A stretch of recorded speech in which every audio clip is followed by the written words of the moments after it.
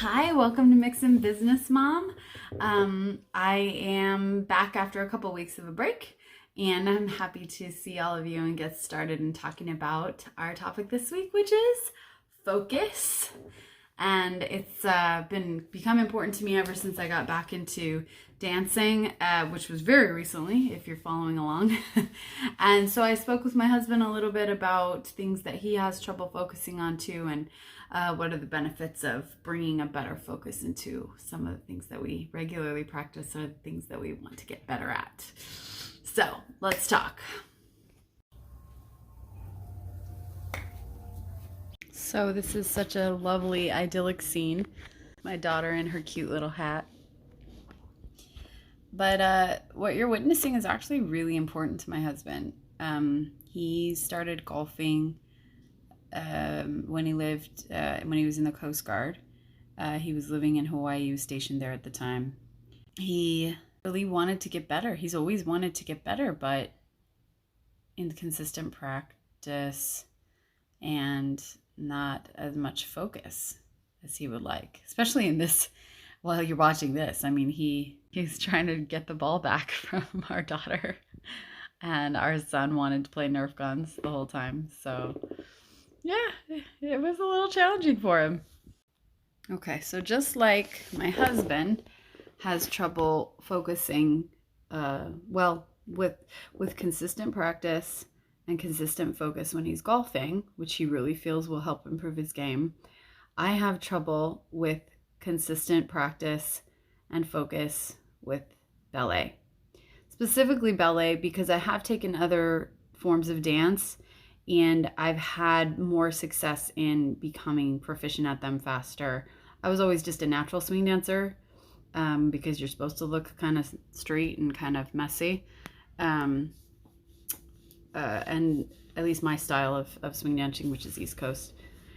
But I'm watching myself in this particular ballet class, and this is the center ballet portion, and I really am looking better than I did at the beginning of this journey.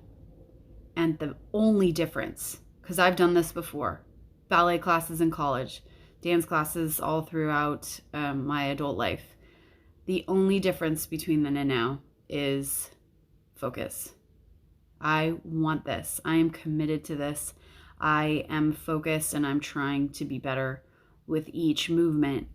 And even when I get derailed from that a little bit, like when I'm just having a bad day and I like want to listen to a podcast during my class, and I like or I want to listen to loud music during my class, and I just kind of breeze my way through it instead of focusing and trying to move every muscle mindfully and like specifically committing, I'm still better than I used to be at engaging and focusing and posture and everything. So what you're seeing is progress, and I hope that it will lead to betterness. And I also really like that my children, specifically my daughter in this sequence, are seeing me focus on something that I like. And they've seen that from their birth. I mean, I'm very focused when I'm teaching lessons, and they're often there when I'm teaching voice or piano lessons. So they know how important music is to me. They know now they're learning how important dance is to me. And hopefully when I eventually make my goal of being in a show on Broadway, they'll see how important theater and reaching an audience is to me as well.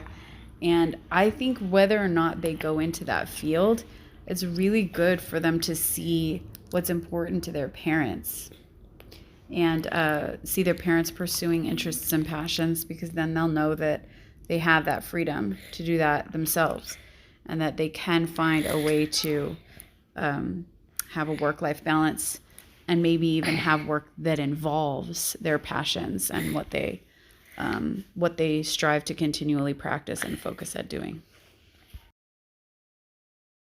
So, friends, what I'd like to leave you with, as far as making what you want to do your goal, making that sustainable and making it part of your regular life, here's what you should do. Practice. And that practice, the time that you spend on it has to be real. And if your focus, which is number 2, focus on it. If your focus is not stellar, then number 1, the amount of time that it takes to do it, it goes way up. I mean, exponentially up. Can you imagine if I had focused on ballet when I was in college? If I had focused even as an adult on all of the classes? If I wasn't checked out mentally for a lot of the classes because I was like, oh, it's hard. Switch off. You know? So the time that it takes, the amount of practice that it takes is directly related to the amount of focus that you give to this big thing that you're doing, or this goal, or even a small thing.